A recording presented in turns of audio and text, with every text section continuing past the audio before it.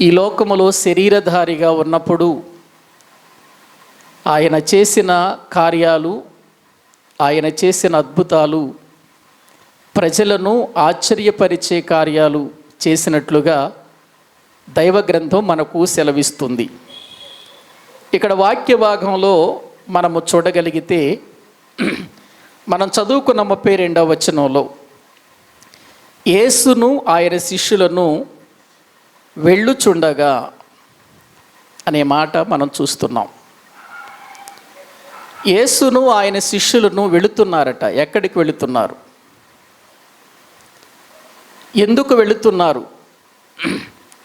ప్రియులారా, వారు వెళ్ళటానికి కలిగిన కారణాలేంటి అనే విషయాలు మొదటిగా మనం తెలుసుకోవాలి.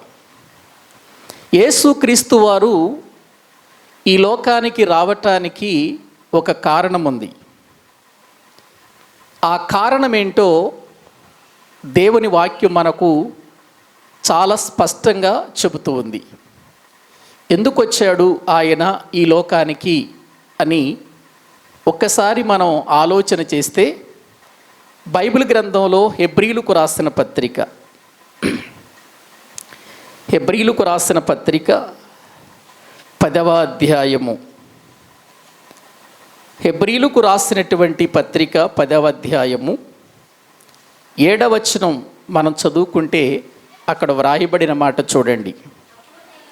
అప్పుడు నేను గ్రంథపు చుట్టలో నన్ను గూర్చి వ్రాయబడిన ప్రకారము, దేవా, నీ చిత్తము నెరవేర్చుటకు ఇదిగో నేను వచ్చియున్నానంటిని.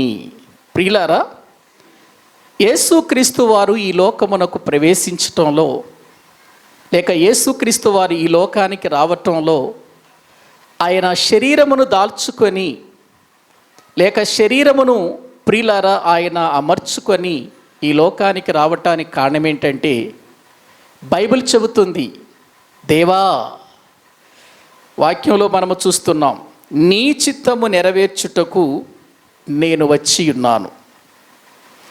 గ్రంథంలో వ్రాయబడిన ప్రకారం నీ చిత్తము నెరవేర్చుటకు నేను వచ్చి ఉన్నాను అనే మాట ప్రవచనాన్ని ఇక్కడ హెబ్రీకర్త ఎత్తిపట్టి దాన్ని వ్రాస్తూ ఉన్నాడు. ఈ ప్రవచనం ఎక్కడుంది అని మనం ఆలోచన చేస్తే కీర్తనల గ్రంథం 40వ కీర్తన 8వ వచనం చదవండి. కీర్తనల గ్రంథం 40వ కీర్తన 8వ వచనం. నా దేవా,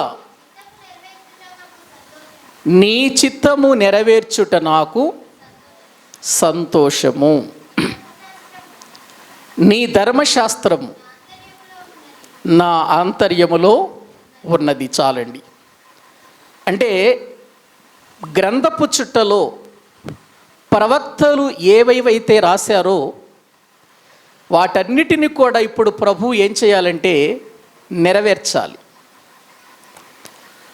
గ్రంథములో వ్రాయబడినటువంటిది ఏ ఒక్కటి నెరవేర్చకపోయినా యేసుక్రీస్తు వారు ప్రియులారా తండ్రికి విరోధి అయిపోతాడు.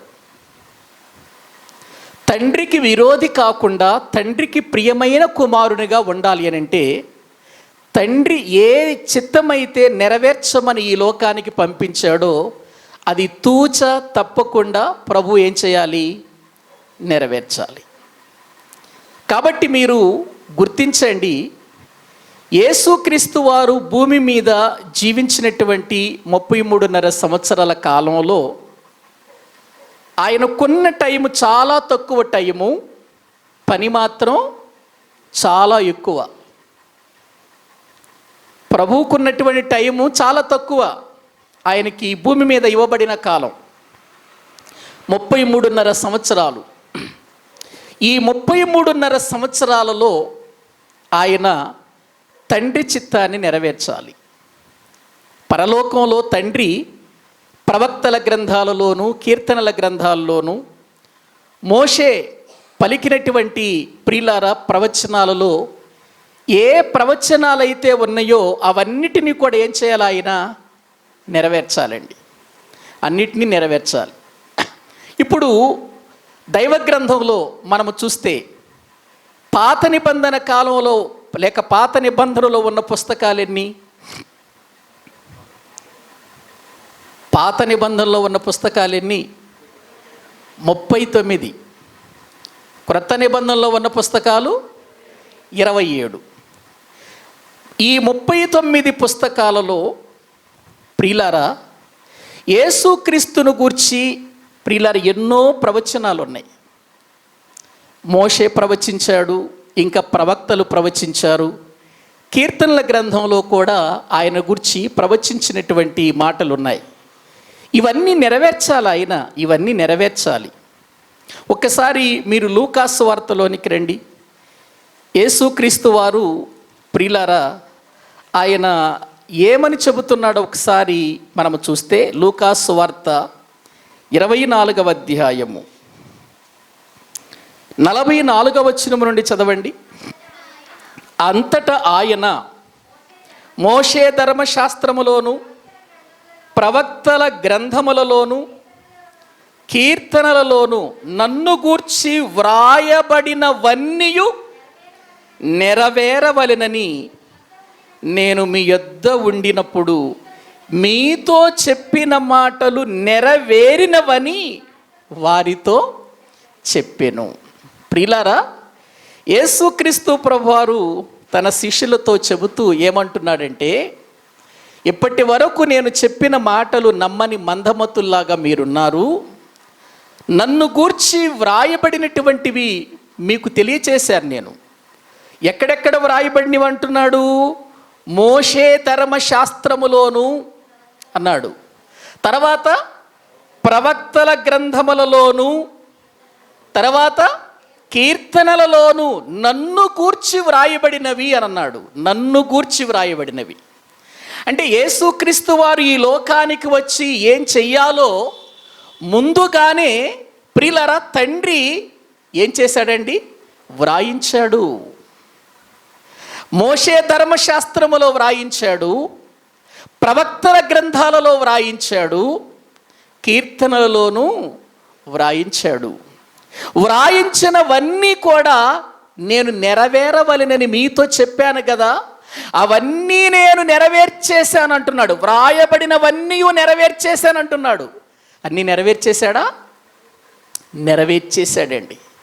అవన్నీ నెరవేర్చటానికే బయలుదేరిన ప్రభువు ఎక్కడ ఆగుతున్నాడో తెలియదు, ఎటు వెళుతున్నాడో తెలియదు. ప్రియులారా ఎక్కడ ఆగుతున్నాడో తెలియదు, ఎక్కడికి వెళుతున్నాడో తెలియదు, ఏ సమయంలో ఎక్కడికి ప్రయాణం చేయాలో తనతో ఉన్నటువంటి శిష్యులకు తెలుసా అంటే తెలియదు. అందుకే మనం చదువుకున్నటువంటి 9వ అధ్యాయములో ప్రియులారా 8వ అధ్యాయములో ఆయన కొండ దిగి కొండ మీద ప్రసంగం చేసి దిగి రావటం మనం చూస్తున్నాం. కపెర్నహూములోకి ప్రవేశించటం, దోణి ఎక్కటం, ఆయా ప్రదేశాలకు వెళ్ళటం. ప్రియులారా ఆ తర్వాత మళ్ళీ ఆయన దోణి ఎక్కి గదరేనుల దేశానికి అవతలికి వెళ్ళటం మనం చూస్తున్నాం.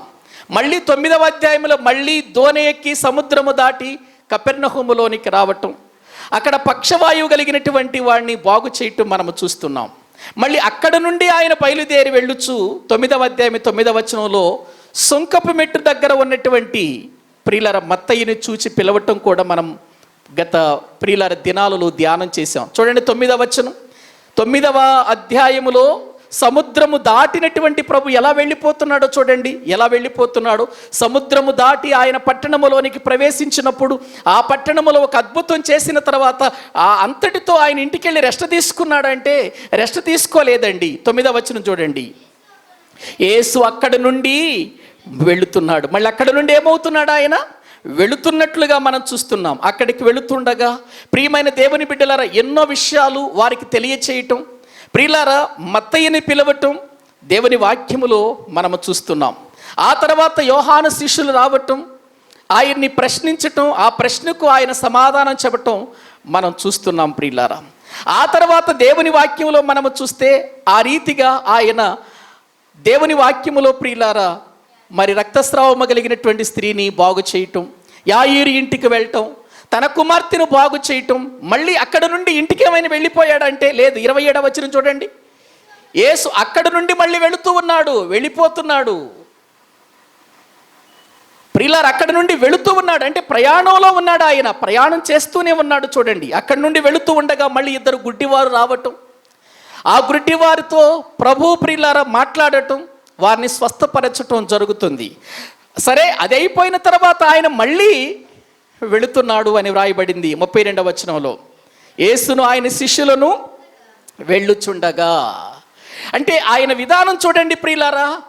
ఆయన ఒక కార్యం జరిగిన తర్వాత ఇంటికి వెళుతున్నాడా అంటే లేదు, వెళ్ళిపోతున్నాడు, ప్రయాణం చేసుకుంటూ వెళ్ళిపోతున్నాడు. ఎందుకంటే ఆయన వెళ్ళవలసినటువంటి అవసరత ఉంది.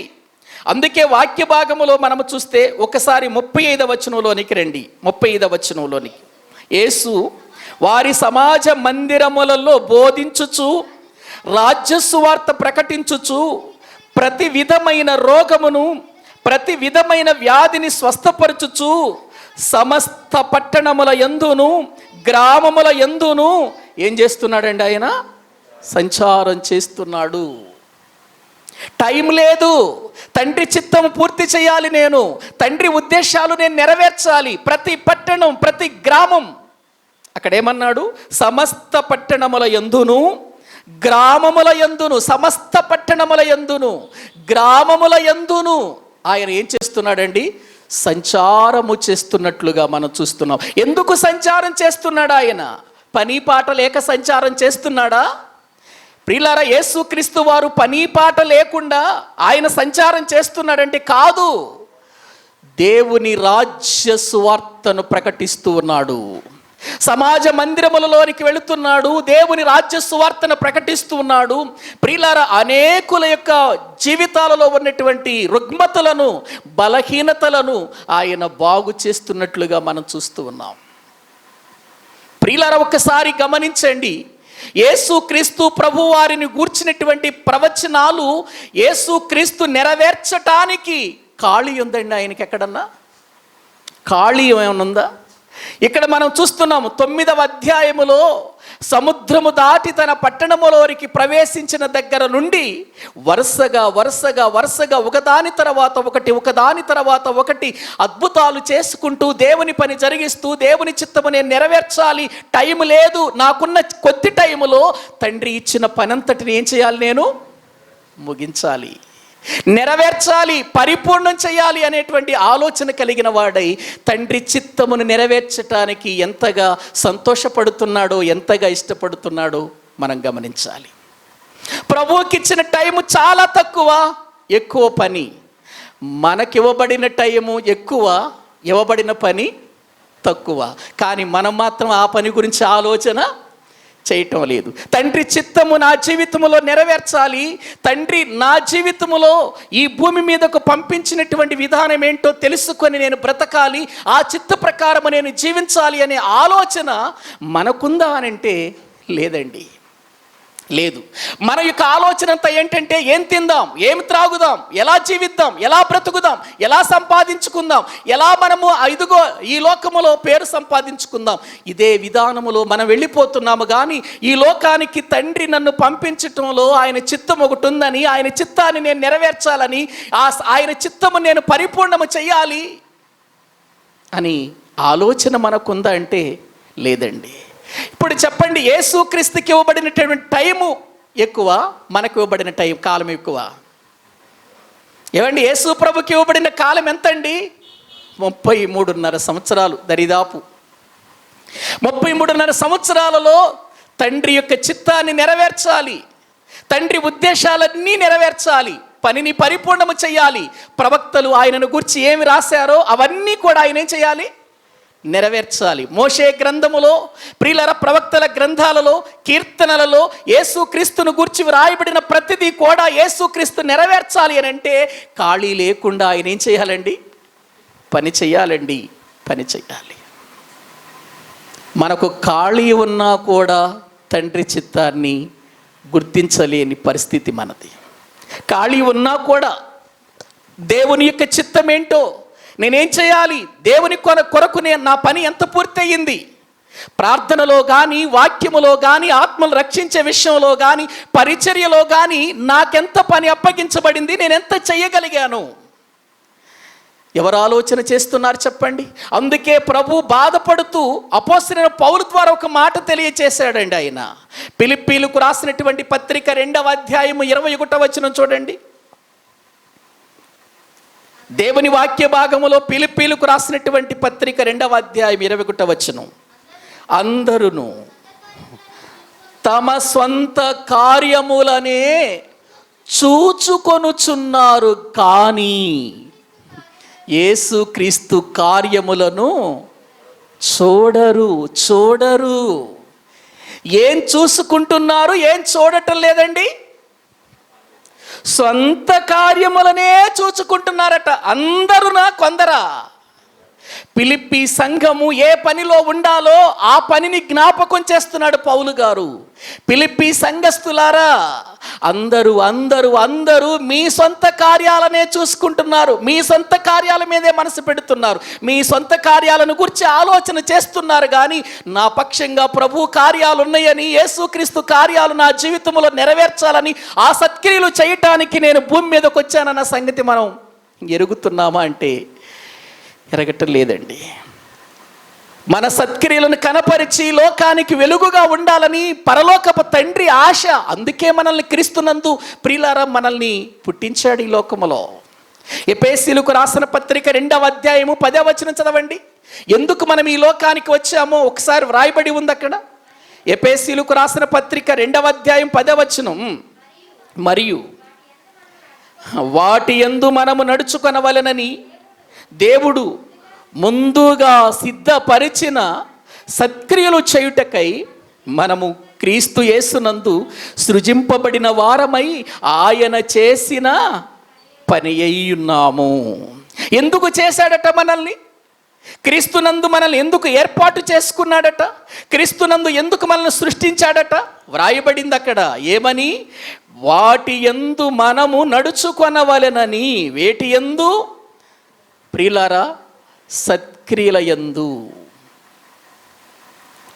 దేవుని వాక్యపు క్రియల యందు, సత్య సంబంధమైనటువంటి క్రియలలో మనం బ్రతకాలని, తండ్రి యొక్క చిత్తమును గుర్తించి మనం ఆ క్రియలలో బ్రతకాలని దేవుడు ఆశించి మనలను ప్రియులారా ఈ లోకానికి పంపిస్తే మనం ఆ విషయాన్ని మర్చిపోయాం. అసలు ఆ సంగతే మనకు తెలియదు. ఆదివారం ఒక్కసారి మందిరానికి వెళితే సరిపోతుంది, చాలు. ఇక మిగిలిన టైంలో మనం ఏం చేసినా పర్వాలేదు. అందరూ తమ సొంత కార్యములనే చూసుకొనుచున్నారట. సొంత కార్యాలే. చెప్పండి, మనం ప్రభువుని నమ్ముకున్నాం, ప్రభువుని ఎరిగాం. మన జీవితాలలో ప్రియులారా ఉదయం లేచిన దగ్గర నుండి సాయంకాలం వరకు మన సొంత కార్యాలను గురించి మనం ఆలోచన చేస్తామా? దేవుని కార్యాలు కూడా ఉన్నాయి, అవి నేను చెయ్యాలి అనేటువంటి ఆలోచన కూడా మనం కలిగి ఉంటామా? సొంత కార్యాలను గురించి ఆలోచన చేస్తాం. మన కుటుంబం ఏంటి, మనమేంటి, మన పిల్లలేంటి, మన బ్రతికేంటి, మన సంపాదన ఏంటి, మన ప్రియులారా పనేంటి, ఇదే మన జీవితంలో ఆలోచన చేస్తాము. కానీ ఈరోజు నేను దేవుని కొరకు ఎంత ప్రార్థన చేయగలిగాను, ఎంత వాక్యం చదవగలిగాను, ఎంతమందికి వాక్యాన్ని చెప్పగలిగాను, ఎంతమందికి దేవుని యొక్క సన్నిధానములో ఉన్నటువంటి ఆ మధురమైన విషయాలు నేను బోధించగలిగాను, ఎంతవరకు నేను దేవుని పని చేయగలిగాను, ఎవరికొరకైనా ప్రార్థన చేయగలిగానా, ఎవరికైనా వాక్యం చెప్పగలిగానా, ఎవరినైనా ప్రభు ఎత్తుకు తీసుకురావటానికి నా జీవితాన్ని నేను అప్పగించానా, ప్రయాసపడ్డానా, ఎవరికైనా దేవుని యొక్క సువార్తను చెప్పగలిగానా అని ఆలోచన చేస్తే లేదండి, లేదు.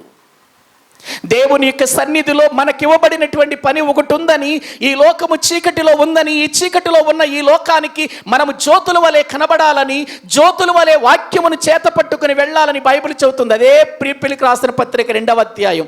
ప్రియులారా ఒక్కసారి 13వ వచనం చదవండి. ఎందుకనగా చేసుకొనుటకును మీలో కార్యసిద్ధి కలుగు చేయువాడు దేవుడే. మీరు మూర్ఖమైన వక్ర జనము మధ్య నిరపరాధులను, నిష్కళంకులను, అనింద్యులనైన దేవుని కుమారులగునట్లు సణుగులను, సంశయములను మాని సమస్త దేవుని కార్యాలు చెయ్యండి. అట్టి జనము మధ్యను మీరు జీవవాక్యమును చేత పట్టుకొని లోకమందు జ్యోతుల వలె కనబడుచున్నారు. అందువలన నేను వ్యర్థముగా పరిగెత్తలేదనియు, నేను పడిన కష్టము నిష్ప్రయోజనము కాలేదనియు క్రీస్తు దినమున నాకు అతిశయ కారణము కలుగును. ఫిలిప్పీ సంఘస్థులారా, మీ జీవితాలను చూస్తే, మీ బ్రతుకులను చూస్తే, ఇదిగో మీరు ఎలా పరిగెత్తారు, వ్యర్థముగా పరిగెత్తలేదు అనే సంగతి నా జీవితంలో నేను ఎరిగి ఉన్నాను. అందుచేత మీరు ఆ విషయాన్ని మనసులో పెట్టుకున్నారు. లోకమందు మీరు జ్యోతుల వలె కనబడాలి. మీరు లోకమందు వక్రజనము మధ్య జీవవాక్యమును చేత పట్టుకొని మీరెంతో ప్రయాసపడ్డారు. మీరెంతో ప్రభు కార్యాలలో పాలు పంపులు పొందారు. అదే రీతిగా మీరు కొనసాగండి. దేవుని పని మనకు అప్పగించబడింది. సత్క్రియలలో మనము జీవించాలి. వాక్య సంబంధమైనటువంటి పనులు మన చేతిలో ఉన్నవని మనము గుర్తించాలి. మన పనుల గురించే మనం ఆలోచించటం కాదు. అందరూ తమ సొంత కార్యములని ఆలోచిస్తున్నారు, కానీ యేసుక్రీస్తు కార్యములను ప్రియులారా చేయరు, చూడరు వాటిని గురించి అని బైబిల్ చెబుతుంది. అంటే ఒక్కసారి దేవుని యొక్క వేదన ఏంటో మీరు ఒకసారి ఆలోచించండి ప్రియులారా. మనమందరము కూడా పరిశీలన చేసుకోవాలి. ఎందుకంటే బైబిల్ ఏం చెబుతుంది ప్రియులారా? మీ వెలుగు లోకములో ప్రకాశించనివ్వండి. ఎలా? సత్క్రియల ద్వారా అని మత్తయి సువార్త 5వ అధ్యాయములో మనము చూస్తున్నాము కదండి. ఒకసారి చదవండి ఆ మాటలు కూడా. మత్తయి సువార్త 5వ అధ్యాయము దేవుని వాక్య భాగములో మన పరలోకపు తండ్రి మహిమపరచబడాలి అంటే మనం ఏం చేయాలో 16వ వచనం చెబుతుంది. మనుషులు మీ సత్క్రియలను చూచి పరలోకమందున్న మీ తండ్రిని మహిమపరచునట్లు వారి ఎదుట మీ వెలుగు ప్రకాశింపనీయుడి. మనుషులు ఏ క్రియలు చూడాలట? మనలో సత్క్రియలు చూడాలి. సత్క్రియలు అంటే సత్య సంబంధమైన కార్యాలు, వాక్య సంబంధమైన పనులు. వాక్య సంబంధమైన పనులట మనలో చూచి లోకము తండ్రిని ఏం చేయాలట? మహిమపరచాలట. ఈ వ్యక్తి చూడండి, ప్రభువుని నమ్మక ముందు అసలు మాట్లాడేవాడు కాదు, ప్రభువుని ఎరగక ముందు అసలు బయటికి వచ్చేవాడు కాదు, ప్రభువును ఎరగక ముందు ఇతని ఆలోచనలు వేరు, ఇతని తలంపులు వేరు, ఇతని పద్ధతులు వేరు. కానీ ప్రభువు నమ్ముకున్న తర్వాత దేవుని గురించి కాకుండా మరొకటి చెప్పట్లేదండి, నాకు దేవుని గురించి కాకుండా మరొకటి బోధించట్లేదండి అని ప్రజలు మన గురించి మాట్లాడుకున్నప్పుడు పరలోకమందున్న తండ్రి ఏమవుతాడట? మహిమపరచబడతాడు. లోకం మాట్లాడుకోవాలి, ఏమండి ఇతడు ప్రభుని గురించే మాట్లాడతాడండి, ఇతడు ప్రభుని గురించి తప్ప మరొక విషయాలు మాట్లాడాడండి. ఎవరితో మాట్లాడినా, ఎవరితో కూర్చున్నా, ఎవరితో ఉన్నప్పటికీ కూడా దేవుని గురించిన సంగతులు చెబుతాడండి, అవి తప్ప ఇంకా ఏమీ చెప్పడండి అని ప్రజలు మనల గురించి మాట్లాడుకోవాలట. అప్పుడు పరలోకమందున్నటువంటి తండ్రి ప్రియులారా మహిమపరచబడతాడట. అదే మన జీవితములో ప్రియులారా మన వెలుగు ప్రకాశింపనివ్వటమేనని వాక్యములో మనము చూడగలుగుతున్నాం. ఈ రాత్రి దేవుని పిల్లలంగా మనము ఎంతగా దేవుని కార్యాలలో పాలు పంపులు పొందుతున్నాం, ఎంతగా దేవుని యొక్క ప్రియులారా పనిలో దేవుని సత్క్రియలు మనకు అప్పగించబడినవని, ఈ అప్పగించబడినటువంటి పనిని మనము మన యొక్క కాలములో పూర్తి చేసి వెళ్ళిపోవాలన్న సంగతి మనము ప్రియులారా తెలుసుకోగలుగుతున్నామా? యేసుక్రీస్తుకు తెలుసు, నాకు ఇవ్వబడిన టైం చాలా తక్కువ. అందుకే ఆయన భూమి మీద ఉండగా తను ఈ లోకములో ప్రియులారా మనలాగా ఆలోచించాడంటే ఆలోచించలేదు. నేను పెళ్లి చేసుకోవాలి, పిల్లలు కనాలి, సంతానాభివృద్ధి కలిగించాలి, నేను ఈ లోకములో అందరిలాగా హాయిగా బ్రతకాలి అని అనుకున్నాడు ఆయన? అనుకోలేదండి. ఆయన ఎప్పుడు చూసినా నా తండ్రి పని, నాకున్న కాలం చాలా తక్కువ, నేను త్వరగా చేసేయాలి, నా తండ్రికి ప్రియకుమారునిగా నేను పేరు తెచ్చుకోవాలి, నా తండ్రి యొక్క ప్రియకుమారునిగా నేను బ్రతకాలి. అందుకే ఆయన ఖాళీ లేకుండా వెళ్ళిపోతున్నాడు. ఒక స్థలం నుంచి మరొక స్థలానికి, ఒక స్థలం నుంచి మరొక స్థలానికి, ఒక పట్టణం నుంచి మరొక పట్టణానికి వెళుతూ ఆయన దేవుని రాజ్య సువార్తను ఏం చేస్తున్నాడట? ప్రియులారా ప్రకటిస్తున్నాడు అని దేవుని వాక్యంలో మనము చూస్తున్నాం. అలా వెళుతూ ఉండగా ప్రియులారా కొందరు మనుషులు ఆయన దగ్గరకు దయ్యము పట్టినటువంటి ఒక మోగవాణ్ణి తీసుకొచ్చారండి. చూడండి ఒకసారి వాక్యములో మత్తయి సువార్త 9వ అధ్యాయము 32వ వచనము నుండి మనం చదువుకుందాం. యేసును ఆయన శిష్యులను వెళ్ళుచుండగా కొందరు దయ్యము పట్టిన ఒక మూగవాని ఆయన యొద్దకు తీసుకొని వచ్చిరి. ప్రియులారా ప్రభువారు వెళుతూ ఉండగా ఆయన మార్గములో సంచరిస్తూ ఉన్నాడు. పట్టణాలలోనికి వెళుతున్నాడు, పల్లెలలోనికి వెళుతున్నాడు, దేవుని పని చేయటానికి, సువార్తను ప్రకటించటానికి వెళుతూ ఉండగా కొందరు దయ్యము పట్టిన ఒక మోగవారిని ఆయన యొద్దకు తీసుకుని వచ్చారండి. ప్రియులారా, ఒక ప్రక్క పరలోకపు తండ్రి యొక్క చిత్తాన్ని నెరవేరుస్తూ ఉంటే భూమి మీద దయ్యము తన పని అది కూడా చేస్తుందండి, చేస్తుంది కదండి. దేవుని పని మీద ప్రభు తిరుగుతుంటే భూమి మీద ప్రియులారా జరుగుతున్న విషయం ఏంటో తెలుసా? దయ్యము మనుషులను పట్టి ఏం చేస్తుంది? నాశనానికి తీసుకెళ్ళిపోతుందండి. ఇక్కడ వాక్యంలో మనము చూస్తే ఇతనికి పట్టినటువంటి దయ్యము ఇతన్ని ఏంగా మార్చేసిందంటే మోగవాడిగా చేసేసింది, మాట్లాడని వాడిగా చేసేసింది, దేవుని క్రియలు ప్రియులారా వివరించని వాడిగా చేసేసింది, దైవ చిత్తం ఏంటో తెలియకుండా చేసింది. ఈ మూగవాడు మాట్లాడనటువంటి వాని పరిస్థితిగా మారిపోయింది.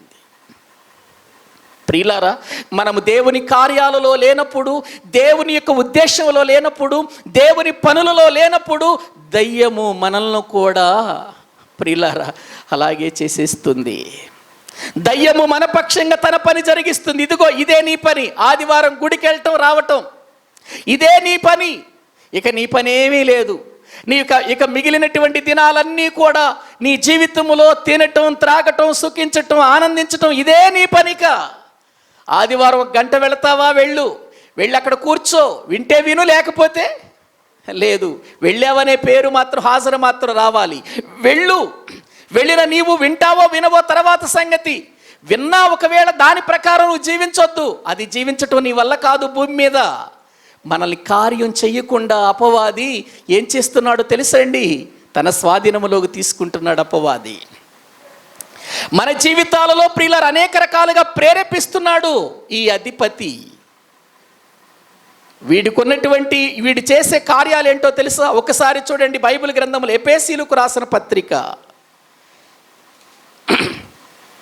దేవుని వాక్యములో గనుక మనము చూడగలిగితే 2వ అధ్యాయం, ఎఫెసీయులకు రాసిన పత్రిక 2వ అధ్యాయం దేవుని వాక్యములో నుండి మనము చూస్తే 2వ వచనం అండి.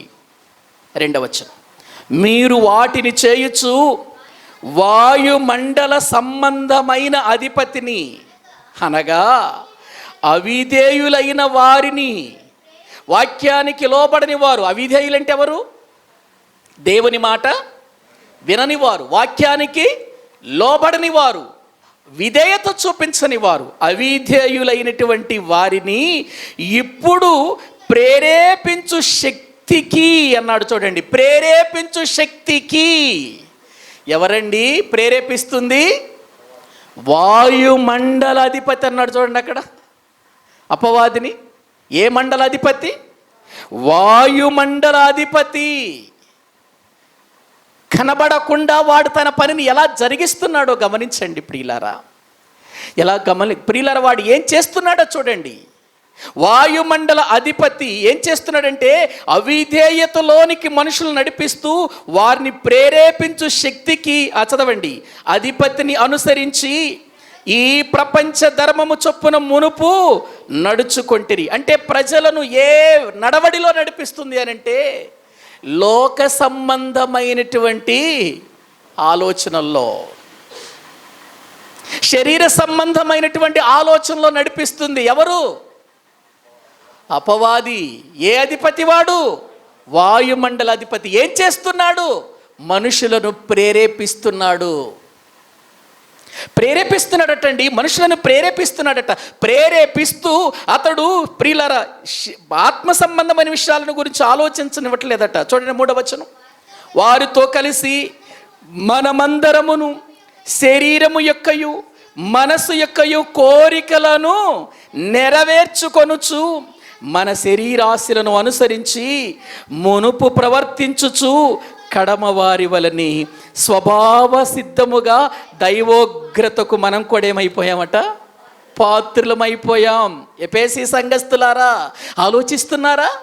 ఎఫెసీ సంఘస్థులను గురించి మాట్లాడుతున్నాడు. ఎఫెసీ సంఘస్థులారా, మునుపు వాడి ప్రవర్తనలో నడిచారు, వాడి ప్రేరేపణకు లోనైపోయారు, అపవాది చిత్తానికి మీరు లోనైపోయారు. కానీ ఇప్పుడు కూడా మీరు శరీరము యొక్కయు తర్వాత ప్రియులారా మనసు యొక్కయు కోరికలను ఏం చేస్తున్నారట?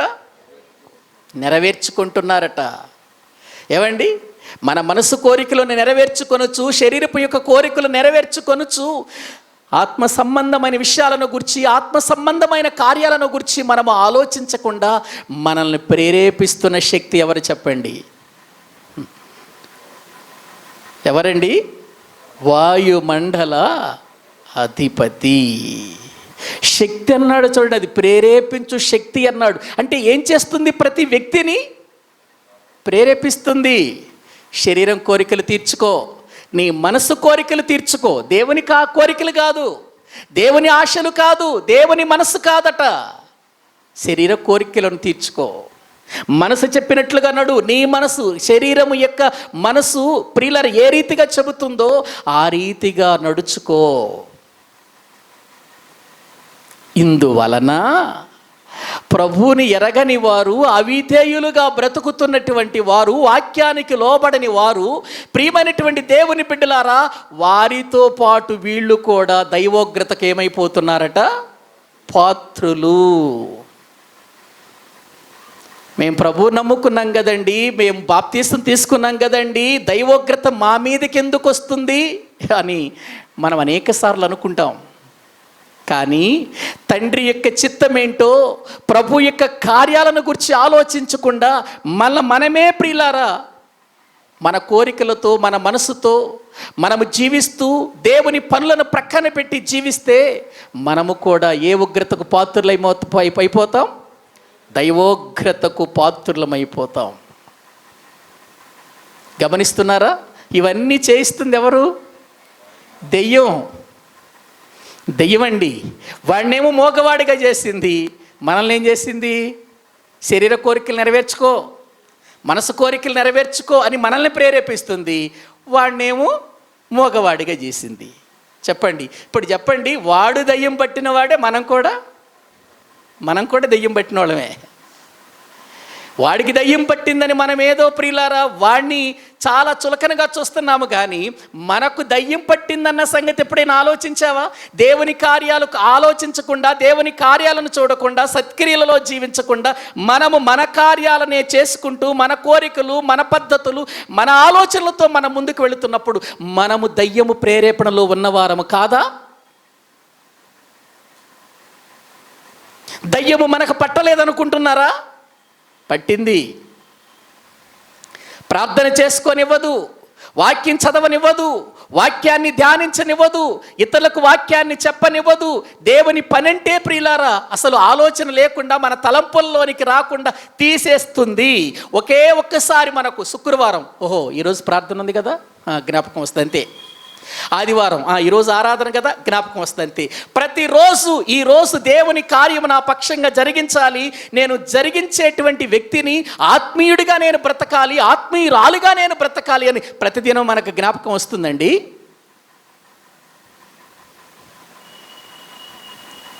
ఏదో ఒక 2 గంటలు వారానికి దేవుని మందిరానికి వెళ్ళి అక్కడ కూర్చొని రావటం మనకు అలవాటైపోయిందే తప్ప దేవుని కార్యాలను మనము చేయాలి అనే ఆలోచన లేకుండా చేసింది ఎవరు? అపవాది, దెయ్యం అండి. ప్రియులారా, వాక్యము వింటున్న మనము గుర్తించాలి ఈ విషయాలన్నీ కూడా. ఈ మూగవాడు ప్రియులారా, వాక్యంలో మనము చూస్తే ఈ దయ్యము పట్టినటువంటి ఈ మూగవాన్ని ప్రభు దగ్గరకు తీసుకొచ్చారు. ప్రభు దగ్గరకు తీసుకొని వచ్చినప్పుడు ప్రభు ఏం చేశాడంటే ఆ దయ్యాన్ని వెళ్ళగొట్టాడు. ప్రియులారా, వాడు మాట్లాడటం ప్రారంభించాడు. వాడు మాట్లాడటం ప్రారంభించాడు. ప్రియులారా, బైబిల్ గ్రంథంలో దయ్యాలు చేసే కొన్ని పనులు ఉన్నాయండి. ఒకడిని మోగవాడికి చేసింది, కొంతమందినేమో చెవిటివాడికి చేసింది, కొంతమందినేమో నీళ్ళలో పడేసింది. అంటే వాడు ప్రియులారా ఏదో ఒక రీతిగా దేవునిలో జీవించకుండా మనుషుని నాశనం చేయటమే వాడి పని. అందుకే వాడికి ఒక పేరుంది, నాశన పాత్రుడు. వాడు గాలము వేస్తున్నాడు ప్రతి వారికి అని బైబిల్ గ్రంథంలో మనము చూస్తున్నాం. ప్రియులారా, గమనించండి, ఇక్కడ వాక్యంలో మనము చూస్తే ఈ మోగవాడిని ప్రభు యొద్దకు తీసుకొస్తే ఆ మోగవాడు మాట్లాడటం ప్రారంభించాడు. అతనిలో ఉన్నటువంటి దయ్యం పోయింది. ఇప్పుడు దయ్యపు ప్రేరేపణను విడిచిపెట్టినటువంటి ఇతడు దైవ ప్రేరేపణలోనికి వచ్చాడు, మాట్లాడటం ప్రారంభించాడు. దేవుని మాట ప్రకారం మాట్లాడుతూ ఉంటే ప్రియులారా, ఒక ప్రక్క జనులందరూ ఏమైపోతున్నారండి? ఆశ్చర్యపడుతున్నారండి. ఇదేంటి, ఎన్నడూ ఇశ్రాయేలీలో ఇటువంటి కార్యములు మనము చూడలేదే. ఆశ్చర్యపోతున్నారు వాళ్ళంతా, ప్రజలందరూ ఆశ్చర్యపోతున్నారు. ఒక ప్రక్క ప్రజలందరూ ఆశ్చర్యపోయి ఇటువంటి కార్యాలు మనం ఎన్నడూ చూడలేదు, ఎప్పుడు చూడలేదు అని ఆశ్చర్యపోతూ ఉంటే అక్కడ ఉన్నటువంటి పరిసయ్యులు ఏమంటున్నారు తెలుసా? చూడండి ఒకసారి, ఆ మాటలు కూడా చదవండి. దేవుని వాక్యములో 33వ వచనం నుండి చదవండి. దయ్యము వెళ్ళగొట్టబడిన తరువాత ఆ మోగవాడు మాటలాడగా జనసమూహములు ఆశ్చర్యపడి, ఇశ్రాయేలులో ఇలాగు ఎన్నడూను కనబడలేదని చెప్పుకొనిరి. అయితే పరిసయ్యులు ఇతడు దయ్యముల అధిపతి వలన దయ్యములను వెళ్ళగొట్టుచున్నాడని చెప్పిరి. చూసారా, దేవుడు ఒక ప్రక్కన ప్రియులర తన కార్యాలు జరిగించుకుంటూ మహిమపరచబడుతూ ఉంటే ప్రజలందరూ కూడా ఆశ్చర్యపడిపోతూ ఉంటే అదే ప్రజల మధ్యలో కొంతమంది ఉన్నారు, ఒక తెగవారు, పరిసయ్యులు. వాళ్ళేమంటున్నారు? దెయ్యముల అధిపతి వలన ఇతడు దయ్యములను వెళ్ళగొట్టుచున్నాడు. దెయ్యము దయ్యాన్ని వెళ్ళగొట్టిద్దా? విరోధంగా నడుచుకుంటుందా? ఏమండి ప్రియులారా, గమనించండి ఇక్కడ దేవుని వాక్యంలో చూస్తే. ఎందుకంటే వీళ్ళ ఉద్దేశం ఏంటంటే ప్రియులారా, ప్రజలందరూ కూడా వీళ్ళ యొక్క విషయాలన్నీ కూడా ప్రక్కన పెట్టేసి ఎవరిని వెంబడిస్తున్నారు? ప్రభువుని వెంబడిస్తున్నారు. ఆయన చేసే అద్భుతాలు, ఆయన చెప్పే మాటలు, ఆయన చెప్పేటువంటి సువార్త, రాజ్య సువార్త వారి హృదయాలను ఆకట్టుకొని ప్రజలను ప్రియులారా దేవుని వైపుకు తిప్పుతూ ఉంటే ఈ ప్రజలందరూ కూడా ఆయన వెంట వెళ్ళారు అని అంటే మనకు లాభసాటిపోద్ది, మనకున్నటువంటి విధానం పోతుంది, మనకు రావలసినటువంటి రాబడి రాదు. కాబట్టి ఏదో ఒక రకంగా ప్రజలను త్రిప్పేయాలి. ఇప్పుడు చెప్పండి, మోగవాడు దయ్యము పట్టినటువంటి వాడుగా కనబడుతున్నాడు, కానీ ఇప్పుడు దెయ్యం ఎవరికి పట్టిందో తెలుసా? పరిసయ్యులకు పట్టింది దెయ్యం. ఇప్పుడు వాడిని వదిలిపెట్టింది దెయ్యం, వీళ్ళని పట్టుకుంది. చూడండి, వీళ్ళ చేత ఏమనిపిస్తుంది? యేసుక్రీస్తు వారట దయ్యముల అధిపతి వలన దయ్యాలు వెళ్ళగొడుతున్నాడట. అంత కరమే ఉందండి ఆయనకి, అంత కరమేం పట్టింది ఆయనకి? ఏమండి ఒకసారి ఆలోచించండి. దయ్యముల అధిపతి ఇప్పుడు ఆయన్ని ప్రేరేపిస్తుందని వీళ్ళు మాట్లాడే మాటలు. కాబట్టి దయ్యముల అధికారం బట్టే ఇదిగో ఇతడు కూడా ఈ కార్యాలు చేస్తున్నాడు అనుకుంటున్నారే తప్ప ఈయన తండ్రి యొక్క ఉద్దేశం నెరవేర్చడానికి ఈ లోకానికి వచ్చినవాడు, తండ్రి చిత్తాన్ని నెరవేర్చడానికి వచ్చినవాడు. మనం కూడా ఈయన వెంబడిద్దాం, ఈయన యందు విశ్వాసం ఉంచి ప్రభు సన్నిధానములో మనం బలంగా ముందుకు వెళదాం, పరలోకాన్ని సంపాదించుకుందామని ఆలోచన రావాల్సిన వీళ్ళు బాగుపడే ప్రజలను ఏం చేస్తున్నారు? వీళ్ళు చెడగొడుతున్నారు. ఉంటారండి, జనాలు బాగుపడుతూ ఉంటే చెడగొట్టే వాళ్ళు అక్కడే ఉంటారండి. ప్రియమైన దేవుని పిల్లలారా, ఆలోచించండి. ఎక్కడైతే దేవుని తన కార్యం చేస్తాడో అక్కడే సాతానుడు ఎప్పుడు ఉంటాడు. వాడు అక్కడ సాతానుడు లేని స్థలము లేదు. దేవుడు ఎక్కడైతే ఉన్నాడో సాతానుడు కూడా అక్కడే ఉంటాడు. ప్రియులారా, ఇందులో ఎటువంటి డౌట్ లేదు. మనమేమనుకుంటామంటే నేను ప్రభువుని నమ్ముకున్నాను కదా, ప్రార్థనకి వెళుతున్నాను కదా, దేవుని సన్నిధికి వెళుతున్నాను కదా, నా దగ్గర ఎందుకుంటాడులే సాతాను అనుకుంటాం. అసలు ఉండేదే మన దగ్గర వాడు, ఉండేదే మన దగ్గర. ప్రియమైన దేవుని పిల్లలారా, ఆలోచించండి. ఎందుకంటే వాడికి లోకస్తులతో పని లేదు. లోకం వాడి మాట వింటుంది, లోకము వాడి విధానాలలో నడుచుకుంటుంది. వాడి దగ్గర కాదు, వాడికి వ్యతిరేకంగా, వాడికి ప్రియులారా మనము వ్యతిరేకంగా బ్రతుకుతున్నాము. కాబట్టి వాడు మన మధ్యకే వచ్చి మనలను ఏం చేస్తాడు చెప్పండి? ప్రేరేపిస్తాడు. ప్రేరేపిస్తాడు. అందుకే బైబిల్ ఏం చెబుతుంది?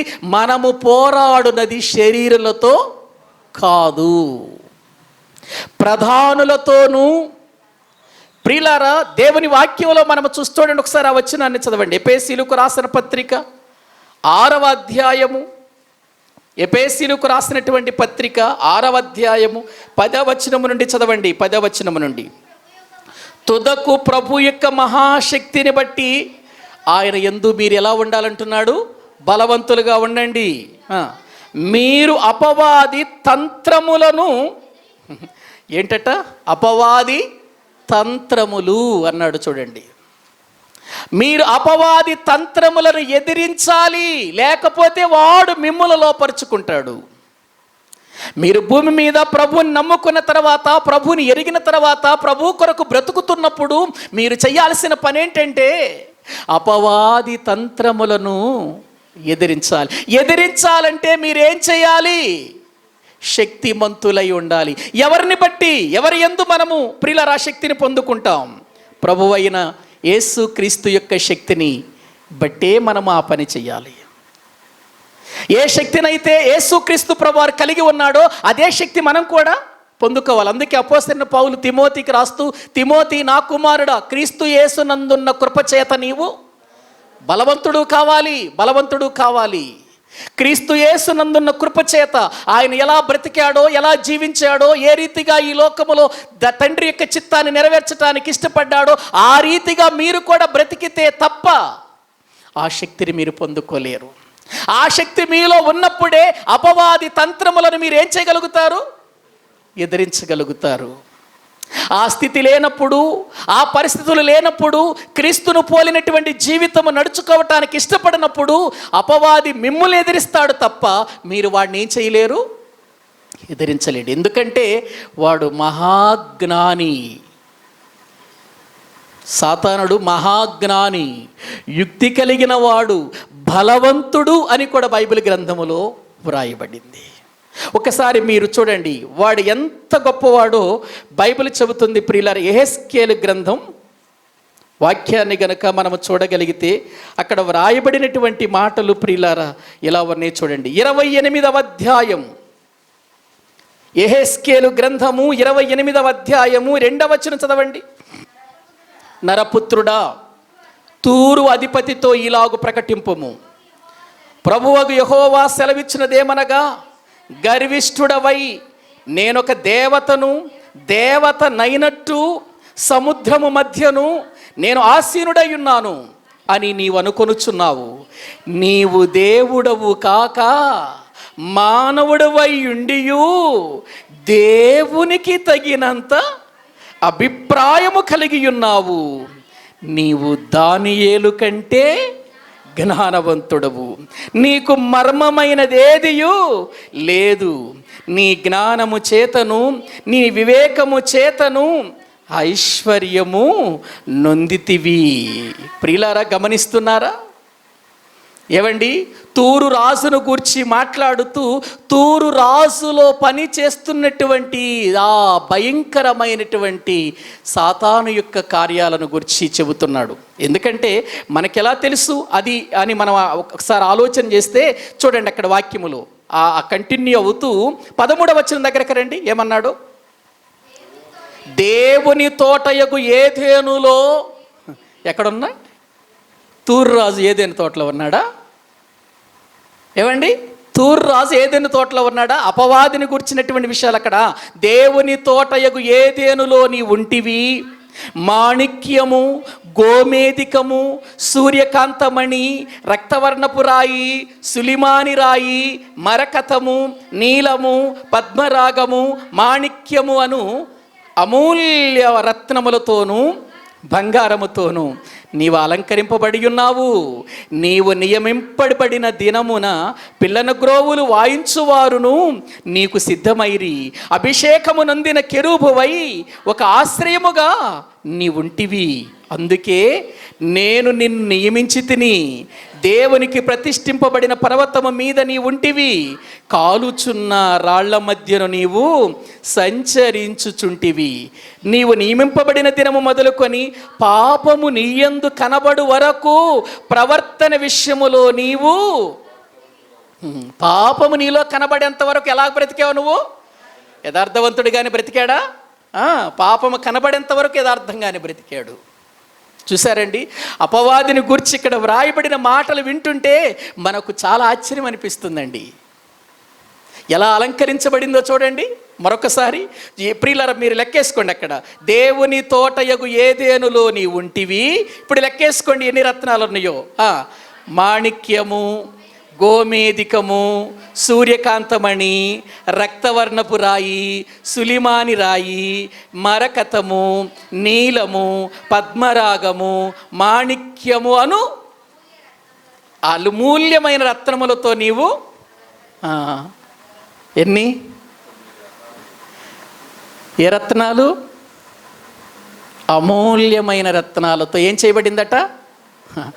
మీరు మహా అలంకరించుకుంటే ఏదో ఒక బంగారపు చైన్ వేసుకుంటారేమో, అంతే కదా? ఏవండి, మాణిక్యము, గోమేదికము, ఏవండి, ఇటువంటి రత్నాలతో కూడినటువంటి అలంకరణ మీ దగ్గర ఉందా? చూడండి ఇక్కడ ఎంత అలంకరణ. ప్రియులారా, మనకు దయ్యము అనగానే, సాతానుడు అనగానే మనకు జ్ఞాపకం వచ్చేది ఏంటంటే నల్లగా ఉంటుంది, తెల్ల పొళ్ళు వేసుకుంటుంది, 2 కొమ్ములు ఉంటాయి, జుట్టు ఎర్ర పూసుకుని ఉంటుంది, కాళ్ళు వెనక్కి తిరిగి ఉంటాయి. ఇది మనం అనుకునేది దెయ్యం అంటే. ఎక్కడ ఎలా ఉంది దెయ్యం? అదేమో మనుషులు ఏర్పాటు చేసుకున్నటువంటి విధానం. అది మనుషుల పద్ధతుల్లో దెయ్యం ఎట్లా ఉంటుంది, వికృత రూపంలో ఉంటుంది అని అనుకున్నారు దెయ్యం. కానీ ఇక్కడ ఎలా ఉంది? అలంకరించబడిన కెరూబువై అన్నాడు. చూడండి ఎంత అలంకరించబడిందండి. రత్నాలు. ఏ రత్నాలు? అమూల్యమైన రత్నాలు. ఎన్ని రకాలైన రత్నాలు? 9 రకాలైనటువంటి రత్నాలు. కెరూబువై ఎంత అలంకరించబడ్డావో తెలుసా? అలంకరించబడిన నిన్ను నేను నియమించుకుంటే నీ జీవితంలో యథార్థవంతుడిగా బ్రతికావు. కానీ ఒకానొక సమయంలో నీలో ఏం కనబడింది? నాకు పాపము కనబడింది. నువ్వు ఎటువంటి వాడువంటే దానియేలు కంటే దానియేలు కంటే జ్ఞానవంతుడు. దానియేలుకి ఏ పేరుంది? ఏవండి, దైవ మర్మములను చెప్పగలిగిన జ్ఞానవంతుడుగా. ప్రియులారా, దేవుని ఆత్మచేత దేవుని జ్ఞానము కలిగిన వాడు అని దానియేలు గురించి వ్రాయబడింది. ఇప్పుడు దానియేలు కంటే జ్ఞానం ఉందా అపవాదికి? ఉంది. మర్మమేమియూ లేదు అని అంటున్నాడు. నీకు ఏమి లేదు? మళ్ళీ చదవండి ఆ వచనాన్ని. నీవు దానియేలు కంటే జ్ఞానవంతుడవు. 3వ వచనం. నీకు మర్మమైనదేదియు లేదు. మర్మం ఉందా సాతానికి? లేదండి. ప్రియులారా, గమనించండి, ఎంత శక్తివంతమైనది అపవాది, ఎంత బలమైనది అపవాది. ఇంత శక్తివంతమైనటువంటి అపవాదిని ఈరోజు మనం యేసు రక్తమే జయం అంటే వెళ్ళిపోద్ది అనుకున్నారా? ఏమండి, ఒక్కసారి ఆలోచించండి. మనం ఎంత తేలిగ్గా వాడతామంటే ఆ పదాన్ని, యేసు రక్తమే జయం అనగానే వెళ్ళిపోద్దా? ప్రియులారా, పౌలు గారు చేస్తున్నారని ప్రియమైన దేవుని బిడ్డలారా, అక్కడ ఉన్నటువంటి యాజకుని కుమారులు కూడా చేశారు. యేసునామను ఉచ్చాటన చేశారు. పౌలు గారు యేసునామను దయ్యాలు వెళ్ళగొడుతున్నాడని మేము కూడా వెళ్ళగొడతామని వచ్చి ఉచ్చాటన చేశారు. అప్పుడు దెయ్యాలు ఏమని తెలుసా? మీరెవరో తెలుసు, పౌలెవరో దేవుడెవరో తెలుసు, పౌలెవరో తెలుసు, మీరెవర్రా మమ్మల్ని వెళ్ళగొట్టడానికి వచ్చారని ఎలా పరిగెత్తి కొట్టాయో తెలుసు. అవి బట్ట లోడ తీసి కొట్టాయి దెయ్యాలు బైబిల్ గ్రంథంలో. ఏమనుకుంటున్నారండి? ఈరోజు క్రైస్తవులండి సాతాను అనగానే ఎంత తేలికమైనటువంటి విధానంలో చూస్తున్నారండి. అందుకే వాడు మనం నెత్తి మీదకెక్కు కూర్చున్నాడు. వాడు నువ్వు యేసు రక్తమే జయం, అంతకంటే ఇంకేం చేస్తావు? కావలసింది అది కాదు, శక్తి. ఎవరి శక్తి? దైవశక్తిని కలిగిన వారిగా మనం ఉండాలి. దైవశక్తిని మనము కలిగి అప్పుడు అపవాది యొక్క తంత్రములను ఎరిగిన వారమై వాడిని ఎదిరించాలి. అందుకే ఇక్కడ ఏమన్నాడు అనంటే, మీరు అపవాది తంత్రములను, ఇప్పుడు రండి ఎఫెసీయులకు రాసిన పత్రికలో, ఎఫెసీయులకు రాసినటువంటి పత్రికలో శక్తిమంతులగునట్లు దేవుడిచ్చు సర్వాంగ కవచమును ధరించుకొనుడి, ఏలయనగా మీరు పోరాడునది శరీరులతో కాదు కానీ ప్రధానులతోనూ అధికారులతోనూ ప్రస్తుత అంధకార సంబంధులకు లోకనాథులతోనూ ఆకాశ మండలమందున్న దురాత్మల సమూహముతోనూ. ఏమండి, ఇక్కడ గమనించండి మీరు, ఏలయనగా మనము పోరాడినది శరీరులతో కాదన్నాడు. ఎవరితో అన్నాడు మరి? ప్రధానులతో అధికారులతో ప్రస్తుత అంధకార సంబంధులకు లోకనాథులు అన్నాడు. ఎవరు వీళ్ళు? శరీరులేగా. ఏమండి, శరీరులే కదండి వీళ్ళు. లోకనాథులు అంటే ఎవరు? లోకాన్ని పరిపాలించేవాళ్ళు, లోకాన్ని ఏలేవారిని లోకనాథులు అని అంటారు. లోకనాథులు శరీరులా కాదా? శరీరులే కదా. అధికారులు శరీరులా కాదా? శరీరులే కదా. మరి శరీరులతో కాదని మళ్ళీ ఈ మాట ఎత్తుతున్నాడేంటి? అపవాది అనేవాడు లోకనాథులను తన స్వాధీనం చేసుకుంటాడు. అపవాది అనేవాడు అధికారులను తన స్వాధీనం చేసుకుంటాడు. తన మాటతో వారిని తన శక్తితో ప్రేరేపించి ప్రియులారా లోకములో పనిచేస్తాడు. కాబట్టి ఇప్పుడు మనం శరీరంతో కాదు పోరాడాల్సింది, శరీరంతో కాదు. ఈ వ్యక్తి నాకు వ్యతిరేకండి, ఈ వ్యక్తి నాకు విరోధి అండి అని చెప్పుకోవటం కాదు. ఆ వ్యక్తిలో ఉన్న శక్తి ఒకటి ఉంది, ఆ వ్యక్తిలో పని చేయిస్తున్న శక్తి ఒకటి ఉంది. అదే ఎవరు? అపవాది. ఆ శక్తితో పోరాడాలి మనం, వ్యక్తితో కాదు, అతనిలో పని చేస్తున్న శక్తితో. ఎవరు ఆ శక్తి? అపవాది యొక్క శక్తి. ఇప్పుడు అపవాది శక్తి బలహీనమైనదా బలమైనదా? బలమైనది. ఇప్పుడు బలమైన అపవాదితో పోరాడాలంటే మనమేం కావాలి? బలవంతులం కావాలంటే రోజుకు 2 సార్లు బిర్యానీ తినాలా? ఏమండి, ఎక్కడెక్కడ మంచి ఫుడ్ దొరుకుతుందని చూసుకుని బాగా తినాలా? బలవంతులు కావాలంటే శరీర బలముతో కాదు వాడిని ఓడించాల్సింది, ఆత్మీయ బలముతో. అది ఎలా వస్తుంది?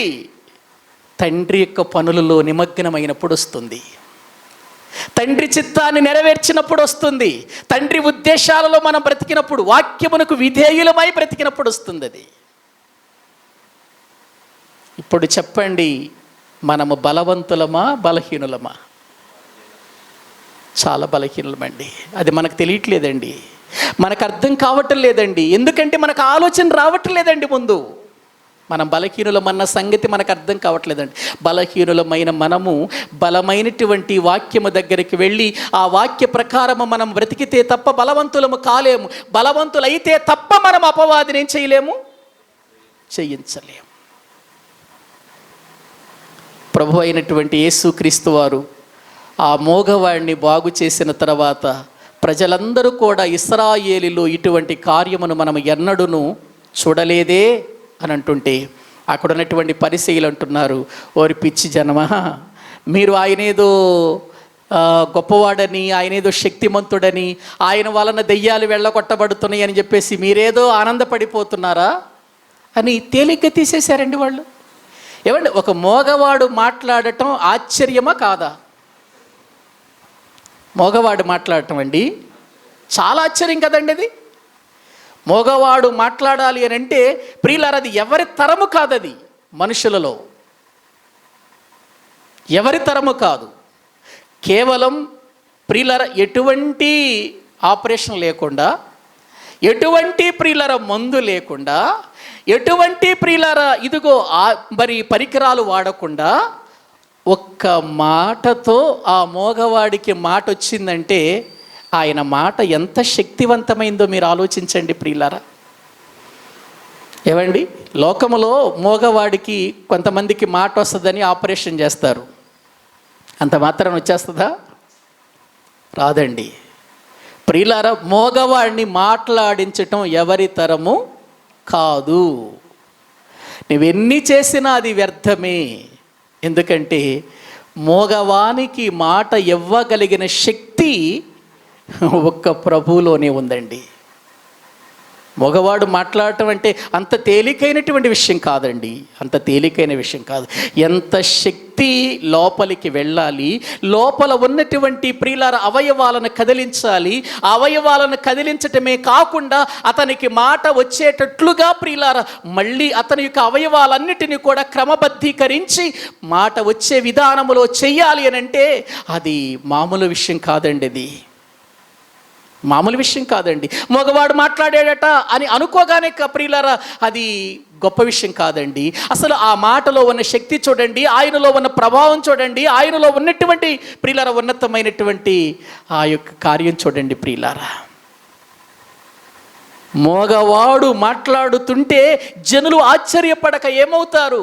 ఇశ్రాయేలులో ఎప్పుడు ఎన్నడూ ఇటువంటి కార్యాలు మేము చూడలేదని వాళ్ళు ఆశ్చర్యపోతున్నారు. ఎందుకంటే అది ఆశ్చర్యమే కదండి, ఆశ్చర్యమే కదా. కానీ ఇప్పుడు పరిసయ్యులలో ఉన్నటువంటి దురాత్మ ప్రేరేపణ ప్రజలకు ఏం చూపిస్తుంది అని అంటే అదంతా ఒట్టొట్టిదే, దయ్యముల వలన అతడు ఈ కార్యాలు చేస్తున్నాడు. దయ్యానికి ఆ శక్తి ఉందా? దయ్యానికి ఆ శక్తి ఉందా?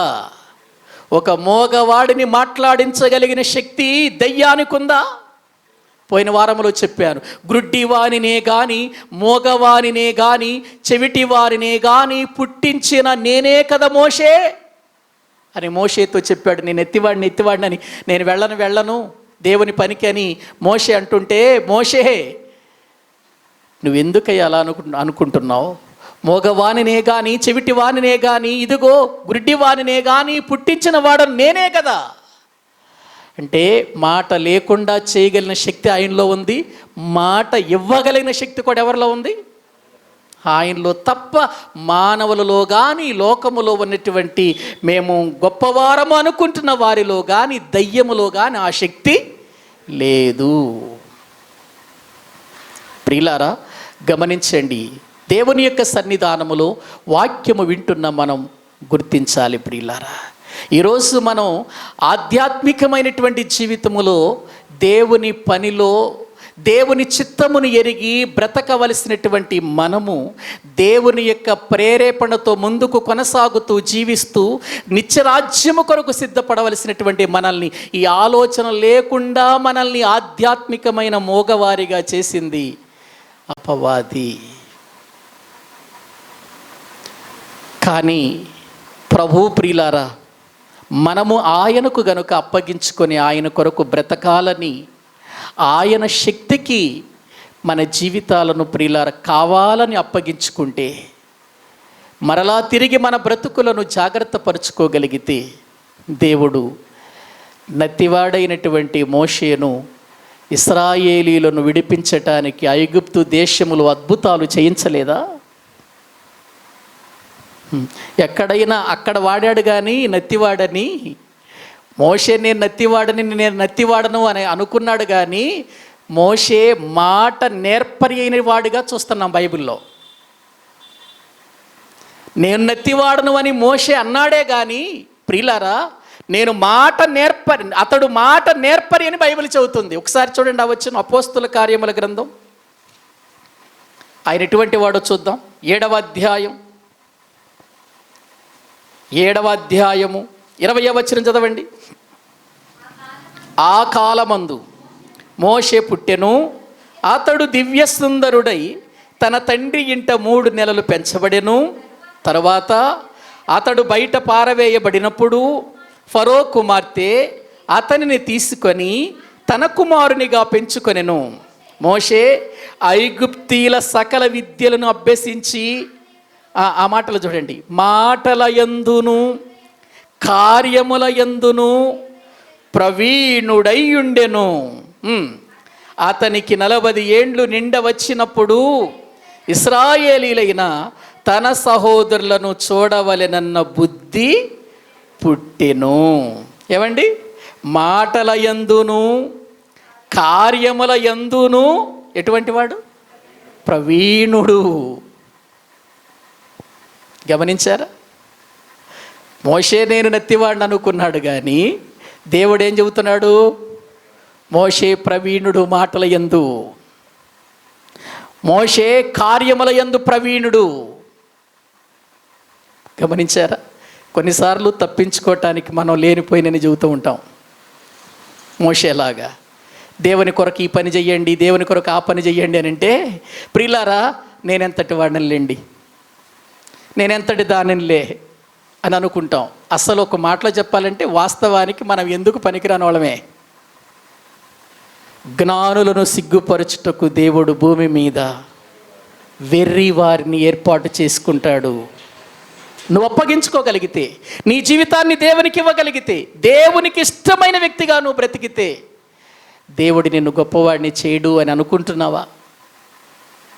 వాక్యం వింటున్న ప్రియులారా ఆలోచించండి. దేవుని వాక్యములో మనం చూడగలిగితే, ప్రభువైన యేసు క్రీస్తు వారు మోగవానిని స్వస్థపరిచిన తరువాత, దయ్యము అతన్ని విడిచిపోయిన తరువాత, ప్రియులారా ప్రజలందరూ దేవుణ్ణి ఘనపరుస్తూ ఉంటే, ఆ ఆశ్చర్య కార్యాన్ని బట్టి వారు దేవుని ఘనపరుస్తూ ఉంటే, పరిసయ్యులు మాత్రం ఇతడు దయ్యముల అధిపతి వలన వీటిని చేయుచున్నాడు అని వాళ్ళు ఏదో చెయ్యాలని ప్రయత్నం చేశారు. కానీ ప్రియులారా అది వారి వల్ల కాలేదు. ఎందుకంటే ప్రియులారా ఆయన ఈ లోకానికి రావాలి, లోకములో ఆశ్చర్యకరుడు అని అనిపించుకోవాలి. ఆయన ఆశ్చర్యకరుడు అని అనిపించుకోవాలంటే ఏం చేయాలి? భూమి మీద మనుషునికి అసాధ్యమైన వాటిని ఆయన సాధ్యం చేయాలి. మనుషులకు అసాధ్యమైన వాటిని, ఒకవేళ మనుషులు చేసే వాటిని ఆయన చేశాడు అనుకో, ఆశ్చర్యం అది ఆశ్చర్యకరుడుగా అనిపించడు కదా. ఏవండి, మనుషులు చేసే వాటినే ప్రభు చేస్తే ఆశ్చర్యకరుడు ఎలా అవుతాడు? భూమి మీద ఏ మనుషుడు చేయలేని కార్యాన్ని చేస్తే ఆయన ఏమవుతాడు? ఆశ్చర్యకరుడు అవుతాడు. ఆ రీతిగా ఆయన తండ్రి ఉద్దేశములో ముందుకు వెళుతున్నాడు. ప్రియులారా ఈ దినాన్న వాక్యం వింటున్నా నీవు నేను గుర్తించవలసిన విషయం ఏంటంటే, దేవుని సన్నిధిలో దేవుని పనుల ఎడల ఆసక్తి కలిగిన వారమై, దేవుని యొక్క చిత్తమును గుర్తించి ఈ భూమి మీద నేను కూడా సత్క్రియలు చేయాలి అని మనం కూడా దేవుని పనిలో నిమగ్నమైపోతే, దేవునికి మనం అప్పగించుకుంటే, మనలో ఉన్నటువంటి నత్తితనమో గుడ్డితనమో కుంటితనమో ఇవి చూస్తాడా దేవుడు? ఇవి చూస్తాడండి. పైన మనం పోయిన వారిలో చెప్పుకున్నది, ఇద్దరు గుడ్డివారు బాగుపడిన తర్వాత ఏం చేశారు? దేశమంతటా చేయలేడు ఆయన. మనము ఆయనకు అప్పగించుకోగలిగితే, ఆయన కొరకు బ్రతకగలిగితే, ఆయన దగ్గరకు రాగలిగితే, ఆయన చిత్తానికి అప్పగించుకోగలిగితే, అపవాది ప్రేరేపణలో నుంచి బయటకు వచ్చి నా ద్వారా సత్క్రియలు జరగాలనేది తండ్రి చిత్తం కాబట్టి ఆయన కార్యాలలో నేను కూడా నిమగ్నం అవ్వాలి అని అనుకుంటే, దేవుడు తప్పకుండా మన ఎడలో కూడా గొప్ప కార్యాలు, మన ద్వారా కూడా గొప్ప కార్యాలు చేయించగలడు. అది మనము నమ్మి మన విశ్వాసములో ఎక్కడ బలహీనులము కాక బలవంతులుగా ఆయన సన్నిధిలో ముందు కొనసాగుదాం. తలలు వంచండి, ప్రార్థన చేసుకుందాం. తలలు వంచండి, ప్రార్థన చేసుకుందాం. ప్రభువా, నేను బలహీనుడిని, కానీ నీ చిత్తముని నేను గుర్తెరిగి నీ యొద్దకు వచ్చినప్పుడు, నీ మాటకు నేను విధేయుడినైనప్పుడు